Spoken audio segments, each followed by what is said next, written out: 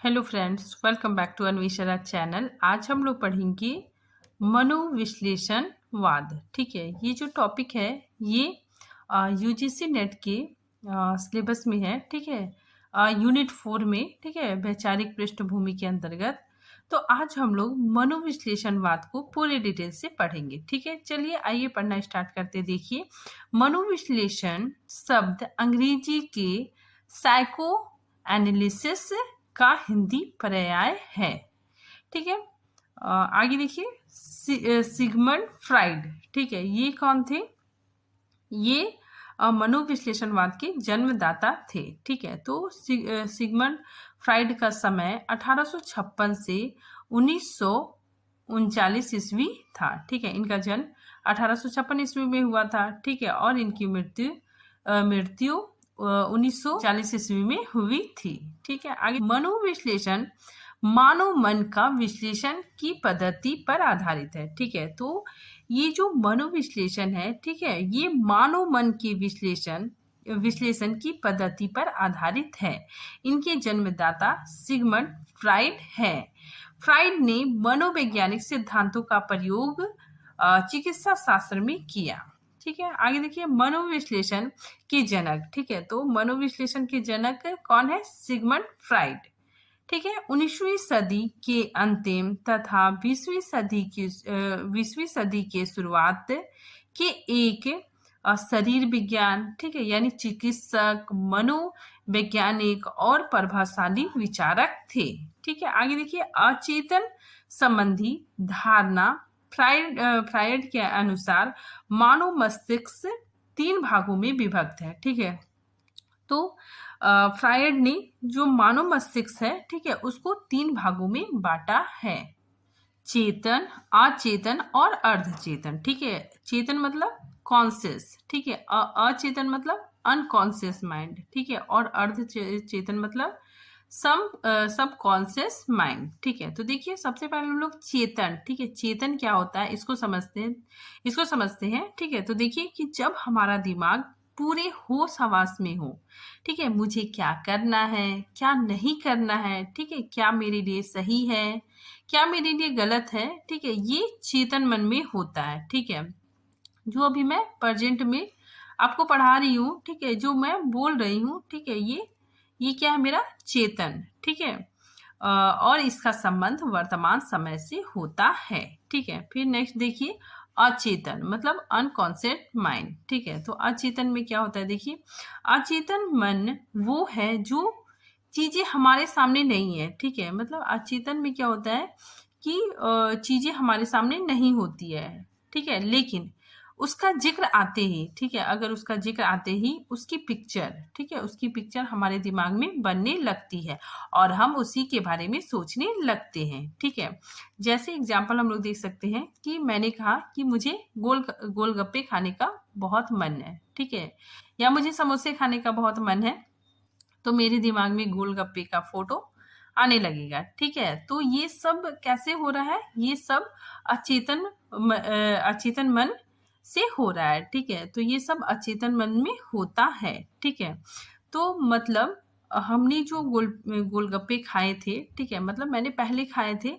तो उसका अनुभव मेरे पास है। ठीक है, और वही अनुभव हमारे अचेतन मन में चला जाता है। ठीक है, तो इसी वजह से उसका जो अनुभव है, ठीक है, वो हमारे अचेतन मन में होता है।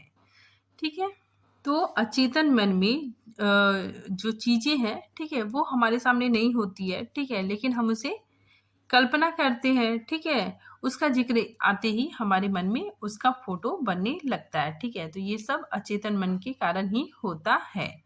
ठीक है, अब देखिए अर्धचेतन। ठीक है, अर्धचेतन मतलब सब कॉन्शियस माइंड। ठीक है, तो देखिए जब हम कोई चीज याद करते हैं, ठीक है, तो मान लीजिए एग्जाम्पल हम देखते हैं कि मान लीजिए कि एग्जाम से पहले हम बहुत पढ़ते हैं। ठीक है, तो एग्जाम से पहले हम लोग क्या करते हैं? बहुत पढ़ते हैं। ठीक है, और एग्जाम के दिन मतलब ऐसा लगता है कि मैंने बहुत पढ़ा है लेकिन कुछ भी याद नहीं है। ठीक है, मतलब ऐसा लगता है कि मैंने बहुत पढ़ा है लेकिन मैं सब कुछ भूल गया हूँ। ठीक है, मुझे अभी कुछ भी याद नहीं है, ठीक है। लेकिन जब हम एग्जाम हॉल में बैठते हैं, ठीक है, और क्वेश्चन पेपर देखते हैं और क्वेश्चन को पढ़ते ही, ठीक है, क्वेश्चन पेपर को पढ़ते ही सब कुछ याद आ जाता है, ठीक है। तो ये सब कैसे होता है?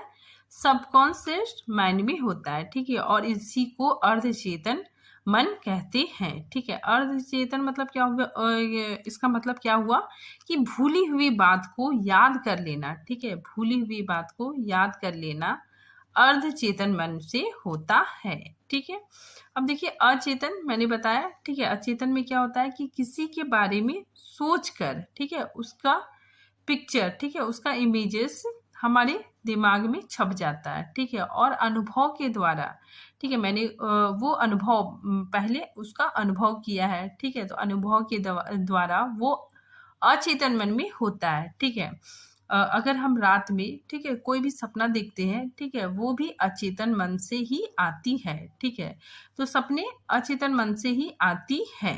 इस अचेतन को ही ध्यान में रखते हुए सिगमंड फ्राइड ने शिशु कामुकता और दमन को इसी अवधारणा को स्पष्ट किया है, ठीक है। फिर आगे देखिए, सिगमंड फ्राइड कहते हैं कि जो काम है, ठीक है, जो काम है, जो इच्छाएं हैं, वो बचपन से ही बच्चे के अचेतन मन में होती है, ठीक है। लेकिन उन इच्छाओं को, ठीक है, उन इच्छाओं को समाज के द्वारा, ठीक है, समाज क्या कहेगा, घर के लोग क्या कहेंगे, ठीक है, ईश्वर दंड देगा, ठीक है, नैतिकता के कारण, ठीक है, इन सभी के डर से उन सभी इच्छाओं का दमन करता है, ठीक है। तो वो जो बच्चा है, ठीक है, वो क्या करता है? इन सारी इच्छाओं को दमन करता है, ठीक है। और ये कहना, ये जो सिद्धांत है, ये सिगमंड फ्राइड का है। जो काम इच्छाएं होती है, ठीक है, वो शिशु के अंदर, ठीक है, शिशु के अंदर बचपन से ही होती है, इंसान के अंदर बचपन से ही होता है, ठीक है, शैशवावस्था से ही होता है, ठीक है। धीरे धीरे मान लीजिए कोई छोटा बच्चा है, ठीक है, वो धीरे धीरे क्या होने लगता है? बड़ा होने लगता है, ठीक है, बड़ा होने लगता है, ठीक है। साथ ही उसकी जो काम इच्छाएं हैं, ठीक है, वो भी बढ़ने लगती है, ठीक है। और उसे समाज के डर से, ठीक है, परिवार के डर से, नैतिकता के डर से उन सभी इच्छाओं को वह दबाता हुआ चलता है। जैसे जैसे हम उसे समझाते हैं, ठीक है, उसे पढ़ाते हैं, वह वैसे वैसे अपनी इच्छाओं को दबाता रहता है, ठीक है, दमन करने लगता है। आगे इसी दबाने की क्रिया से बीमारी होती है, ठीक है। तो देखिए फ्राइड ने सम्मोहन क्रिया, ठीक है, ये बीमारी है, ठीक है, सम्मोहन क्रिया अथवा वार्तालाप स्वच्छंद विचार सहचर से कई पुराने अनुभव पुनर्जीवित हो जाते हैं। कामवृत्ति और उसका अचेतन रूप में दमन इन अनुभवों का मूल कारण है, ठीक है। तो यहाँ पे देखिए सम्मोहन क्रिया मतलब क्या हो गया? ये एक तरह का बीमारी है, ठीक है। इसको इंग्लिश में हिप्नोटिज्म कहते हैं, ठीक है। तो ये एक तरह का बीमारी है, ठीक है, जो कि इन काम इच्छाओं को दबाने से हमारे शरीर में, ठीक है, या हमारे मन में ये बीमारी उत्पन्न होती है, ठीक है। देखिए शैशवे मतलब क्या हो गया? शैशवावस्था, ठीक है। तो शैशवे दमित कामवृत्ति व मनोवैज्ञानिक सिद्धांत है, ठीक है, जिस पर फ्राइड पहुंचते हैं, ठीक है। तो देखिए इसमें काम जो आ रहा है, ठीक है, काम वृत्ति, ठीक है, इसका मतलब सेक्स हो गया, ठीक है। और यहाँ पे फ्राइड ने बताया है कि बॉय को, ठीक है, एक बच्चे को अपनी माँ के प्रति जो लगाव होता है, ठीक है, उसे उन्होंने ऑटिपस नाम दिया है, ठीक है। और गर्ल को अपने पिता के प्रति जो प्रेम होता है, ठीक है, जो लगाव होता है, उसे फ्राइड ने इलेक्ट्रा नाम दिया है। उन्होंने इसे जीवन की मुख्य प्रेरणा शक्ति माना है, ठीक है। यह शिशु के जन्म से ही क्रियाशील रहती है और इसका दर्शन मानव के समस्त व्यवहार में अप्रत्यक्ष रूप से होता है, ठीक है। इसके लिए सिगमंड फ्राइड ने लिबिडो, ठीक है, लिबिडो शब्द प्रयुक्त करते हैं। आगे देखिए 3 स्तरों वाले इस मानस तंत्र को फ्राइड ने पुनः 3 भागों में विभाजित किया है, ठीक है। पहला इदम, ठीक है, इसको इड भी कहते हैं, ठीक है। दूसरा अहम, ईगो, ठीक है, अहम को क्या बोलते हैं, ईगो, और अति अहम, ठीक है, या फिर परम अहम, ठीक है, इसको सुपर ईगो कहते हैं। ठीक है, तो इन्होंने 3 भागों में बांटा, इदम, अहम और परम अहम। ठीक है, तो इदम में क्या होता है, इदम मतलब आई वांट, ठीक है, मुझे करना चाहिए। ठीक है, अहम मतलब ईगो, ठीक है, आई विल, मैं कर लूंगा।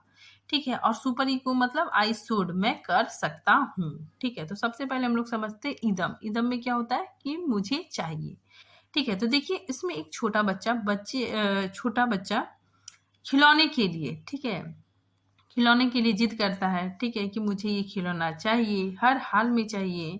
ठीक है, तो ये किस में आ गया, इदम के अंतर्गत आ गया। ठीक है, उसे मतलब दुनियादारी से कोई मतलब नहीं है। ठीक है, कि उसके पापा के पास पैसा है कि नहीं, मम्मा के पास पैसा है कि नहीं, उसे इससे कोई मतलब नहीं है। ठीक है, उसे जो खिलौना पसंद आ गया वो चाहिए तो चाहिए। ठीक है, तो ये किसके अंतर्गत आ गया, इदम।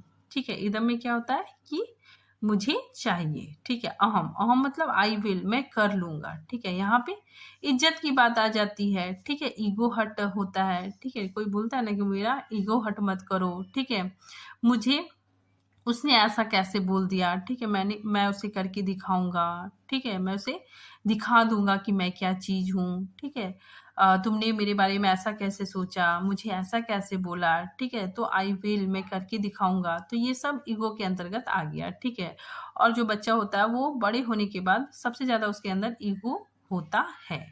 ठीक है, नेक्स्ट हम लोग अब देखिए परम अहम। ठीक है, मतलब सुपर ईगो। इसमें क्या होता है, आई शुड, मैं कर सकता हूँ। ठीक है, तो ये बहुत ही प्यारी चीज है कि मैं कर सकता हूँ। ठीक है, और ये हर किसी के पास नहीं होती है। ठीक है, समझ लो ये सुपर आदमी के पास ही होता है। ठीक है, तो इसमें क्या होता है, देखिए जिसको दुनियावी चीजों से कोई मतलब नहीं होता है। ठीक है, दुनियावी चीजें जैसे लोभ, प्रेम, ईर्ष्या, द्वेष, इन सब से कोई मतलब नहीं होता है। ठीक है, वो अपनी ही दुनिया में मस्त रहता है। ठीक है, जैसे भक्ति करने वाले साधु संत। ठीक है, तो ये जो साधु संत है ये सुपर ईगो के अंतर्गत आ जाएंगे। ठीक है, परम अहम के अंतर्गत आ जाएंगे। ठीक है, इन्हें दुनियावी चीजों से कोई भी लेना देना नहीं होता है, इनमें सुपर ईगो होता है।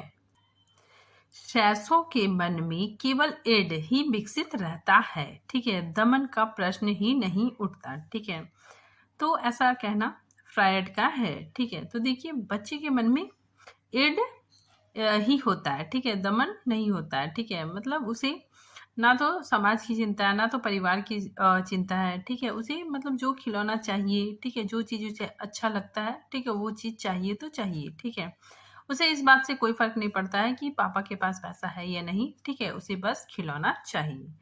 ठीक है, तो बच्चों में इर्द ही विकसित होता है।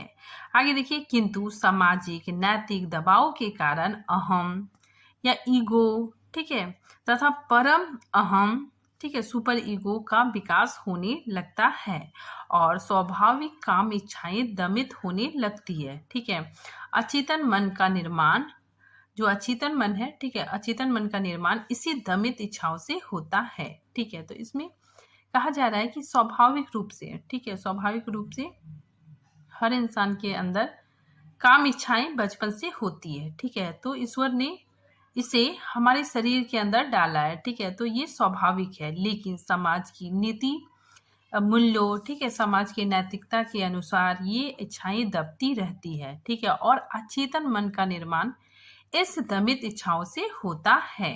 ठीक है, तो ये सारा कथन फ्रायड के अनुसार है। ठीक है, आगे देखिए, शिशु के काम्य वृत्ति अपने माता पिता व भाई बहन की ओर प्रेरित होता है। ठीक है, किंतु नैतिक निषेधों के कारण यह वृत्ति दमित होती रहती है। ठीक है, यह वृत्ति दबती रहती है और व्यक्ति के मन में कुंठाएं पैदा हो जाती है। ठीक है, व्यक्ति के अंदर कुंठाएं मतलब चिड़चिड़ापन, ठीक है, या फिर बीमारी, सम्मोहन की बीमारी पैदा हो जाती है। फ्रायड के सिद्धांत में ऑडिपस कुंठा का विशेष महत्व है। ठीक है, जो ग्रीक नायक ऑडिपस, जिसने अपने पिता की हत्या कर अपनी मां से विवाह कर लिया था। ठीक है, उसके नाम पर ही ऑडिपस नाम दिया गया। ठीक है, तो इसमें जो स्टोरी है, ठीक है, उसको थोड़ा सा जान लेते हैं कि एक राजा था, ठीक है, और उसका एक संतान था ऑडिपस। ठीक है, वो बचपन में ही अपने माता पिता से किसी कारणवश अलग हो जाता है। ठीक है, वह बच्चा दूसरे राज्य में चला जाता है। ठीक है, चूंकि राजा का बेटा होने के कारण उसमें वीरता, शौर्य इत्यादि गुण थे। ठीक है, इसी वजह से वह सेना में भर्ती भी हो जाता है। ठीक है, और कुछ दिन में ही उस राज्य का राजा ऑडिपस से बहुत प्रसन्न होता है। ठीक है, और उसे अपने सेना का सेनापति बना देता है। ठीक है, कुछ समय बाद उस राज्य के राजा ने ऑडिपस को उसके पिता के राज्य में ही हमला करने को कहा। ठीक है, फिर ऑडिपस ने अपने पिता के राज्य में हमला किया। ठीक है, और अपने पिता को बंदी बनाकर, ठीक है, उसकी हत्या कर दी और अज्ञानतावश अपनी माँ से विवाह करता है। ठीक है, चूंकि वह अज्ञानतावश ये सारी चीज करता है। ठीक है, उसे ये सारी चीजें पता नहीं होती है। ठीक है, वो अपने माता पिता के बारे में कुछ भी नहीं जानता है।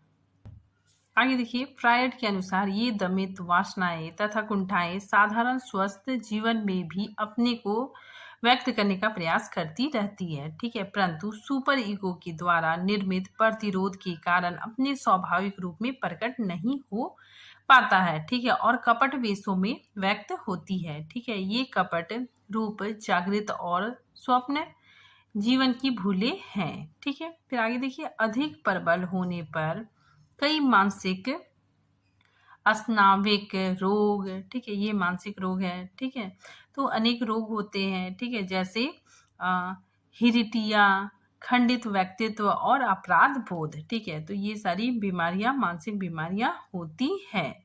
मानव के छोटे छोटे व्यवहार में सप्रयोजन, ठीक है, सप्रयोजन होता है, मतलब विथ प्रैक्टिकल होता है। मानव जीवन में कुछ भी अकारण अथवा निष्प्रयोजन नहीं है। ठीक है, तो मानव जीवन में कुछ भी अकारण और निष्प्रयोजन मतलब क्या हो गया? निष्प्रयोजन मतलब बिना वजह के नहीं होता है। प्रयोजन या प्रेरणा प्रमुखता कोई कामेच्छा होती है जिसे हम मनोविश्लेषण के द्वारा जान सकते हैं। ठीक है, आगे देखिए, फ्रायड के विचारों का कला एवं साहित्य पर गहरा प्रभाव पड़ा। ठीक है, फ्रायड के अनुसार अचेतन मन की संचित प्रेरणाओं और इच्छाओं से ही कला और धर्म दोनों का उद्भव होता है।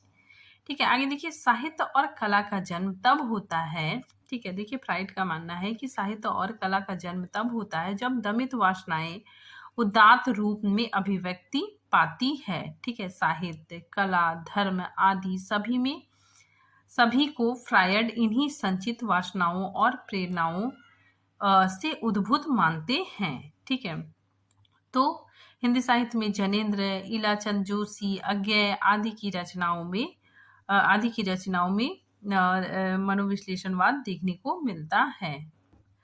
आगे देखिए, फ्रायड के सहयोगी एवं शिष्य, ठीक है, फ्रायड के शिष्य एल्डर और युग्न, ठीक है, ये दोनों फ्रायड के शिष्य थे। ठीक है, ने फ्रायड से असहमति रखकर कुछ भिन्न सिद्धांत का प्रतिपादन किया। ठीक है, तो फ्रायड के जो शिष्य थे, ठीक है, एडलर और युग्न, ये दोनों फ्रायड के सिद्धांत से, ठीक है, असहमत थे। ठीक है, फ्रायड से असहमत रखकर कुछ भिन्न सिद्धांत का प्रतिपादन किया।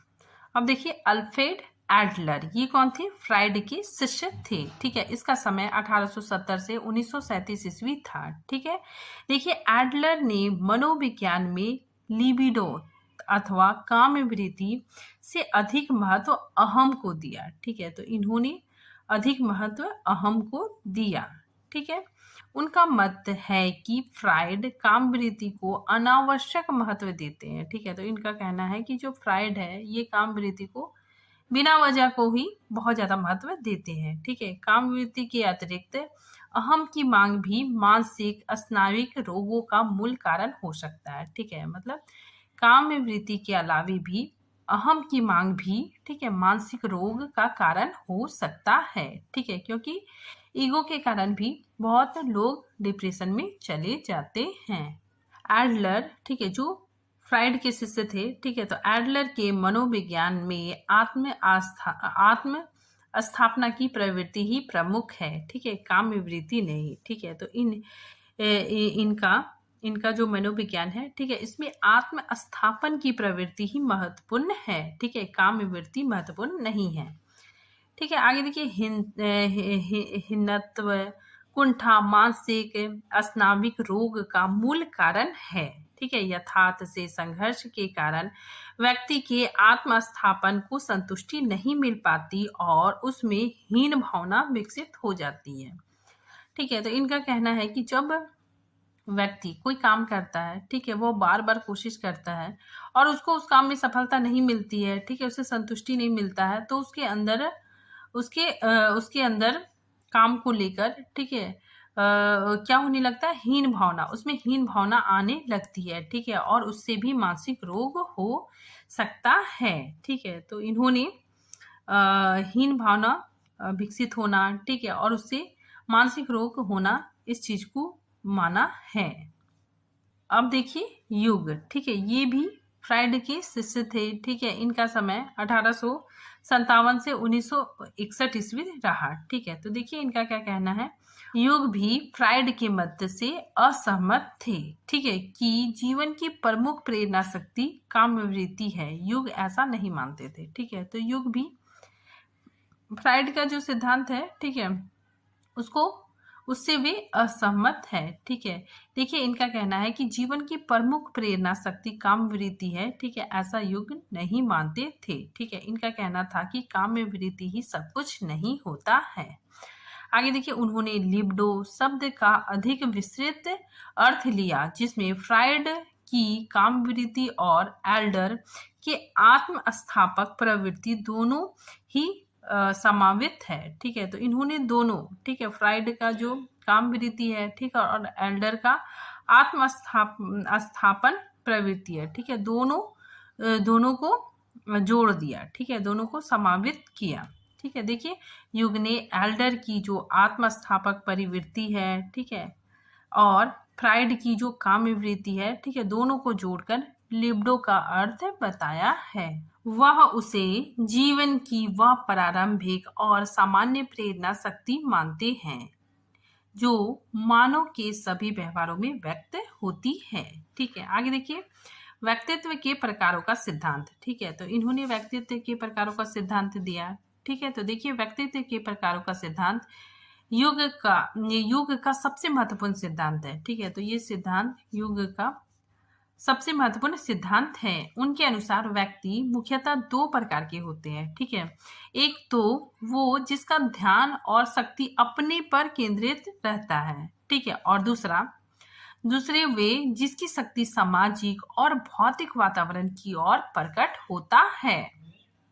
ठीक है, पहले प्रकार के व्यक्ति है वो अंतमुखी होते हैं। ठीक है, और दूसरे प्रकार का व्यक्ति बहिर्मुखी होता है, जहां विचारों और भावनाओं में केंद्रित होने के कारण, ठीक है, अंतमुखी व्यक्ति अधिक भावुक, ठीक है, जो अंतमुखी व्यक्ति होता है वो बहुत भावुक होता है, कल्पनाशील और एकांत प्रिय, ठीक है, और अव्यवहारिक होता है।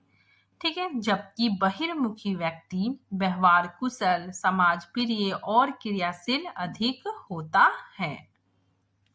अब देखिए मनोविश्लेषणवाद का प्रभाव। ठीक है, तो देखिए मनोविश्लेषण का सिद्धांत 20वीं सदी का एक अत्यंत महत्वपूर्ण सिद्धांत है, जिसमें साहित्य और कला की दुनिया पर भी व्यापक प्रभाव पड़ा। ठीक है, जिसमें साहित्य और कला की दुनिया पर भी व्यापक प्रभाव पड़ा। ठीक है, कला के क्षेत्र में दादावाद, ठीक है, अति यथार्थवाद जैसे आंदोलनों को मनोविश्लेषणवाद से प्रेरणा मिली।